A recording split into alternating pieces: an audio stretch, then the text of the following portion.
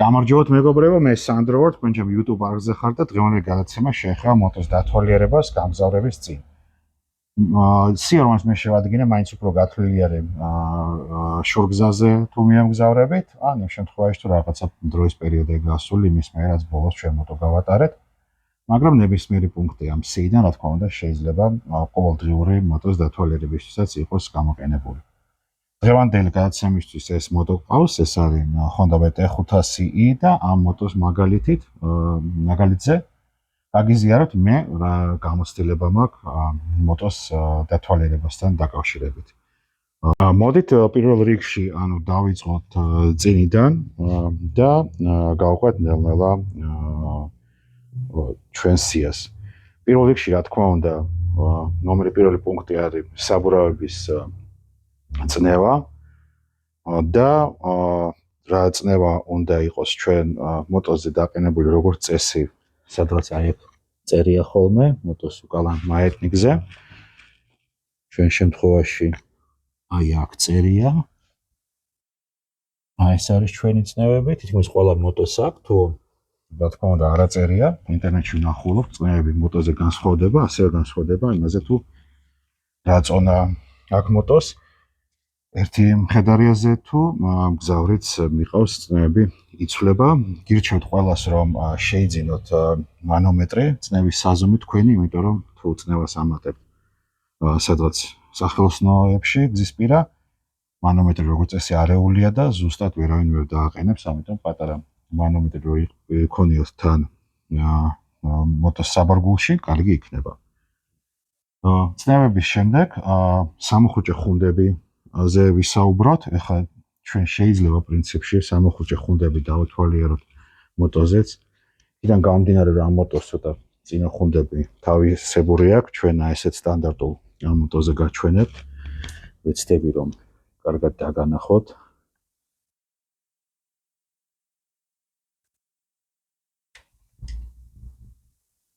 აი როგორც ხედავთ, ჩვენი ხუნდები არის აქ. აი ეს არის თვითონ ხუნდის რკინა და რკინას და როტორს შორის არის ზუსტად ფრიქციული მასალა, რომელიც ამ შემთხვევაში თითქმის ახალი არის. რა განსხვავებები არის, მაგას გაჩვენებთ ცოტა, რომ შევხედოთ ისეთ ხუნდებს, რომელიც არც თუ ისე კარგ მდგომარეობაშია.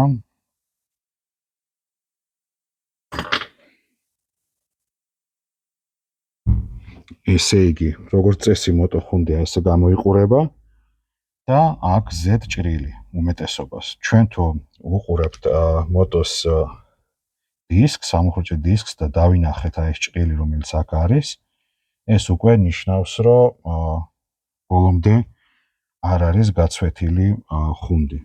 აი მაგალითად ხუნდი არის საკმაოდ გაცვეთილი, 50% გადაცდა, მაგრამ ჭრილი მაინც Z არის. ამ შემთხვევაში აი ეს ხუნდი უკვე უახლოვდება მინიმალურ დასაშვებს, მაგრამ მაინც თუ ხედავთ აი აქ პატარა შუადები არის თვითონ ხუნდის რკინისა და სამოხუჭე დისკს შორის, ესე იგი არც თუ ისე ცუდი სიტუაცია არის და აი ეს უკვე ხუნდი, რომელიც სასწრაფოდ გამოსაცვლელი არის.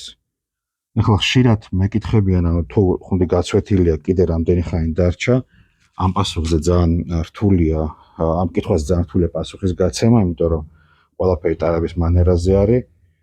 ხუნდის 40% შეიძლება ვიღაცას ერთი წელი იყოს და ვიღაცას ერთი კვირა. ასე რომ მაგას ვერ გეტყვით. ნებისმიერ შემთხვევაში თუ როგორც გითხარით, ხუნდსა და სამოხუჭე დისკს შორის ვერ ხედავთ ვერაფერს, არანაირი ფრიქციული შუადები მანდ არ არის, ესე იგი ხუნდი უკვე გამოსაცვლელია. რაც შეეხება უკანა მუხრუჭებს, თუ დისკიანი არის და იგივე აბსოლუტურად ვრცელდება, თუ ბარაბნიანი დისკი არის, როგორც აქ, თითქმის ყველა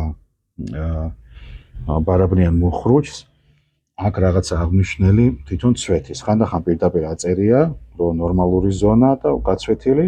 ამ შემთხვევაში ორი ესეთი მაჩვენებელია, ეს არის Honda-ისთვის დამახასიათებელი, ერთი ის არის და მეორე და მუხრუჭზე დაჭერის ბოლომდე დაჭერის შემთხვევაში, თუ ეს ორი მაჩვენებელი ერთმანეთს გაუტოლდა, ხო? მაშინ უკვე ხუნდები გამოსაცვლელია. შეიძლება ეს დეტალი საერთოდ არ იყოს დაყენებული და მაგ შემთხვევაში ჩვენ ლოგიკურად შეგვიძლია შევხედოთ თვითონ მექანიზმს, რომელიც არეგულირებს ხუნდებს, ხო, რაც უფრო ცვდება, ჩვენ უფრო უჭერთ ამას და შევხედოთ, რომ ეს მთელი სიგრძე, რაც არის სარეგულირო, ეს არის ჩვენი მუშა ფაქტიურად დიაპაზონი ხუნდის. ჩვენ სადაც ახლა შუაში ვართ და როცა ამის მოჭერას დავიწყებთ უკვე და ზამბარას შევხედოთ, რომ თითქმის ბოლომდე არის შეკუმშული, ეს იმას ნიშნავს, რომ უკანა ხუნდიც გამოსაცვლელი არის. დაუბრუნდეთ ახლა ისევ წინა მხარეს ჩვენი მოტოსი და შევხედოთ წინა ამორტიზატორებს.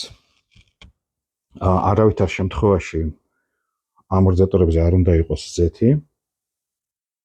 იმიტომ რომ ამორტიზატორის ქვედა მხარეში, რა თქმა უნდა, ჰიდრავლიკური ზეთი არის, აქ სალიკი ცხოვრობს, რომელიც არ უშვებს ამ ზეთს გარეთ და აი აქ თუ დავინახეთ ოდნავ სისველე, გაშავება ამ თვითონ რეზინის ნაწილის, ესე იგი ამორტიზატორები უკვე ცუდ მდგომარეობაში და გადაწყობა არის საჭირო, იგულისხმება ზეთის და სალიკების გამოცვლა. ასევე შევხედოთ აი ამ პირნიკს, რომ არ იყოს ზეთბზარები, ეს თუ დაბზარული არის, ეს იმას ნიშნავს, რომ მალე ეს სალნიკსაც გააფუჭებს და აი ეს მტვერისგან დამცავს თუ გამოვცვლით ეს შედარებით დავაფასენ რემონტი არის. დავზოგავთ თანხას მე მთლიანად ამორტიზატორის გადაწყობაზე, ხო? სიტყვაზე 300 ლარის მაგივრად 100 ლარიც კი არ დაგვიჭდება, რომ ესენი გამოცვალოთ და ამორტიზატორს გავხანგრძლივოთ ცხოვრება. რაც შეეხება უკანა ამორტიზატორს, აქაც ზუსტად იგივე არის, თუ სადმე სისველეს ან ზეთს ხედავთ ნებისმიერ ადგილას ამორტიზატორის გარშემო, ეს ნიშნავს, რომ ეს ამორტიზატორი არ უნდა და სამწუხაროდ გამოსაცვლელი იქნება. შემდეგი ჩვენ პუნქტში არის ასევე ძალიან მნიშვნელოვანი, ეს არის ზეთის შემოწმება, ზეთის დონის შემოწმება. ორი ვარიანტი არის ხოლმე მოტოების, როგორც წესი. ერთი არის, როცა აი აქ გვაქვს აი ესეთი სპეციალური დონის შესამოწმებელი ჯოხი თავსახურზე ზეთის და შეიძლება ეს თავსახური მოახადოთ და აქ ჯოხი საერთოდ არ იყოს და იყოს სადღაც აი აქ ფანჯარა. ფანჯერის შემთხვევაში მოტოს სწორედ უნდა დადგეს, ხო? ან ცენტრალურ ფეხზე ან ვიღაცამ უნდა დაიჭიროს და ჩვეულებრივად დონეს ნახულობთ ფანჯარაზე ზეთის, უნდა იყოს სადღაც ცენტრში. ჯოხის შემთხვევაში უკვე ძალიან განსხვავდება. ზოგ მოტოზე ცენტრალურ ფეხზე უნდა იყოს, ზოგზე გვერდით ფეხზე, ზოგზე ეს ჯოხი რო შემოწმოთ უნდა ჩავარჭოთ უბრალოდ, ზოგ მოტოზე უნდა ჩავხრახნოთ ბოლომდე. ხონდა შემთხვევაში უბრალოდ უნდა მივადოთ ხრახნის დასაწყის, ამოვიღოთ ჯოხი და უკვე ზედ ნახოთ ზეთის დონე. ამიტომ ზეთის დონის შემოწმება აუცილებლად ნახეთ, თუ ბროშურა გაქვთ მოტოსი. მანდ ან ინტერნეტში რა თქმა უნდა შეგიძლიათ დაგუგლოთ თქვენი მოტოს სახელით და ნახოთ როგორ მოწდება ზეთის დონე. რაც უფრო ხშირად მაგას გააკეთეთ, მით უკეთესი, იმიტომ რომ დაბალი ზეთის დონე შეიძლება მოტოს სერიოზული კი არა და აუცილებლად სერიოზულ დაზიანებას გამოიწვევს. წყლის დონესაც შეეხება, ყველა მოტოს რომელიც წყლის გაგრილებაზე არის, ეგ 50-50-ზეა, არსებობს დამატებითი ავზი წყლის, რომელშიც თვითონ გამაგრილებელი სითხე არის. ისევ ინტერნეტში ვნახოთ, დავუგლოთ სად არის ავზი, აუცილებლად იქნება ის ადგილას, სადაც ადვილი დასანახი არის. ამ შემთხვევაში გვერდით და ხუფი არის მოსახსნელი ხონდაზე, მაგრამ არანაირი ინსტრუმენტი მაგისთვის საჭირო არ არის. ეს ხუფი იხსნება ჩვეულებრივად. და ხუფს რომ მოხსნით, უკვე ზოგ მოტოზე ხუფიც არ არის მოსახსნელი, ესეთი ავზი არის, შეიძლება წინ იყოს საერთოდ, შეიძლება უკვე ნებისმიერ ადგილას გულში ვნახულობთ. სად არის და ორი მაჩვენებელი არის. ყოველთვის ამ ავზზე მინიმალური და მაქსიმალური, ანუ მოტო თუ ცხელი ან თბილი არის უკვე მაქსიმალურზე ადის, ეს დონე ვერ ყავს მუშაობაში, დილით სივზე დაბლა იქნება, იმიტომ რომ გამაგრილებელი სითხე როცა ცხელდება, ფართოვდება და ზუსტად მაგიტომაც არის ავზი, რომ არ გახეთქოს სისტემა, რომ ფართოვდება, სადაც ხომ წავიწყ გამაგრილებელი სითხე. აქ შევხედოთ, რომ იყოს დონეზე, თუ დონეზე არ არის, დავუმატოთ წყალი ან გამაგრილებელი სითხე. თუ ხედავთ ფერს, ამ შემთხვევაში აშკარად მწვანეა, თუ არ ვიცით რა ფერია სხია შიგნით, ჯობია ყოველთვის უბრალოდ გამოხდილი წყალი ჩავასხათ და ავიყვანოთ ეს ნორმალურ დონეზე. იმ შემთხვევაში თუ გზაში ვართ და გამოხდილი წყალი არ აქვს, ჯობია რამე წყალი ჩავასხათ, არ აქვს მნიშვნელობა, იმიტომ რომ სითხის ნაკლებობას ჯობია ჩვეულებრივი წყალი მაინც ესხას, რომ ძრავი კარგად გაგრილდეს. შემდეგი იქნება სახელურები. ამ შემთხვევაში, რა თქმა უნდა, მუხრუჭი და გადამულობის სისტემის. მოდი დავიწყოთ გადამულობიდან. თუ ჩვენ 90% შემთხვევაში ჩვეულებრივ ესეთ კაბელზე გვაქვს და არა ჰიდრაულიკური გადამულობის სახელური, ამის რეგულირება ძალიან ადვილია, ყველა აბსოლუტურად თვითონ კაბელს აქვს სარეგულირო და როგორ რეგულირდება მოტო, როცა დახოქილი არ არის და დგას, თავისუფალი სვლა აქვს, აი როცა ძალას ჩვენ არ ვატანთ სახელურს და აი აქ სადაც 2-3-4 მმ-ით უნდა იხსნებოდეს. აი აქ უნდა იყოს 4 მმ-ით სვლა და არა აქ ბევრს ეშლება.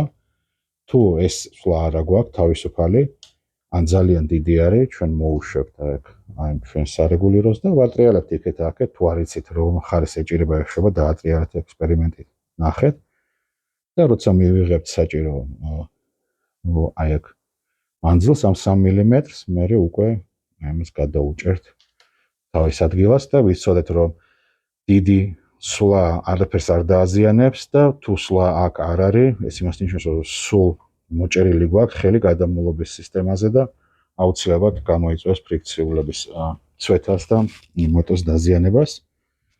რაც შეეხება სამუხრუჭეს, ჩვენ აქ ძალიან ადვილი აქაც შემოწება, ანუ როგორ მუშაობს. თუ სამუხრუჭეს სახელურს მოვქაჩეთ, ბოლომდე მთელი ძალით არავითარ შემთხვევაში არ უნდა მივიდეს აი გაზის სახელურამდე. უბრალოდ აქ თითსაც რო დაუდებთ მოჭერისას, აი თითამდეც არ უნდა მიდიოდეს მთელი ძალით რო დავაწვევით, ხო? იმიტომ რომ როცა ამუხრუჭებთ ჩვენ ზოგი თითს ტოვებს დაბლა და ეს არ უნდა მოყვეს დამუხრუჭების დროს. თუ ნამეტანი რბილი არის ეს სახელური, ან რბილი არის სანამ რამოდენიმეჯერ დავაწვევით, ეს იმას ნიშნავს, რომ სისტემაში ჰაერი არის, ან მანჟეტები არის თავარ ცილინდრში გახუჭებული და მოტოს ჭირდება სერვისი. ასევე არ დაგვავიწყდეს, რომ შევამოწმოთ, რა თქმა უნდა, განათება, ხო? ანუ ჩავრთოთ ყველა ფარები, ყველა ინდიკატორი და დავწუნდეთ, რომ ყველაფერი მუშაობს როგორც დაშბორდზე, ასევე თვითონ მოტოზე.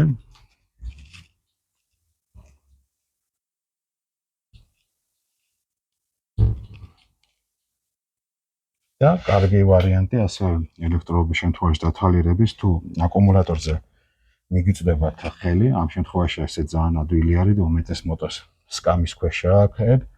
შევამოწმოთ, რომ კლემები აკუმულატორზე კარგად არის გადაჭერილი. ძალიან ხშირი პრობლემა არის ეს კლემების გადაჭერა, ხშირად იშვებს.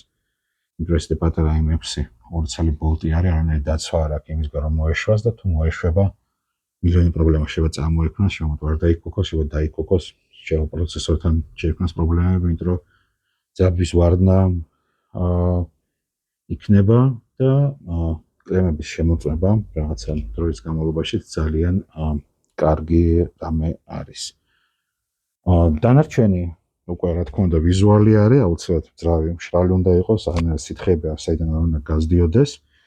რაც შეეხება ასევე სითხეების წვეთას, ხშირად შეკითხვა არის, რომ რაღაცა სითხემ შევაუცებ გამოჟონოს და ვიცოდეთ, რომ მოტოებს ხშირად ქვემოდან შლანგები აქვთ. ამ შემთხვევაში ამ მოტოს სადა აქ ახლა ვერ გეტყვით. აი აქ არის შემოყარებო აი ეს შლანგები.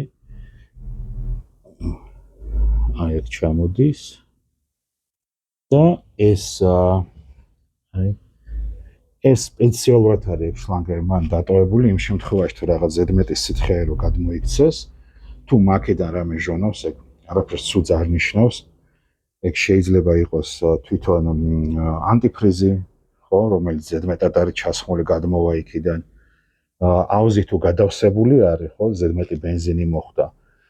იგივე აი ესეთი მეორე შლანგი არის, რომელშიც ეს ზედმეტი ბენზინი წამოვა. ამიტომ ცხელ ამინდში აუცილებლად ანაორთქლი ბენზინი წამოვა მაგ შლანგში, თუ მოტოს ქვეშ რაღაცა წვეთები დავინახეთ, აუცილებლად შევხედოთ საიდან არის ეს წვეთები და აი შლანგები შეიძლება აქ იყოს, შეიძლება მოტოს შუაში წინათ შეიძლება იყოს, თუ როდნავ დასველებულია, არაფერი მანდ საგანგაშო არ არის. ფაქტობრივად ეს ყველაფერი არის ჩვენი პატარა მოკლე ჩეკლისტიდან, რაც მინდა და თქვენთვის მომეყოლა დღეს და დიდი მადლობა ყურადღებისთვის, არ დაგვავიწყდეს ლაიქები და კომენტები და ბედნიერ გზას გისურვებთ.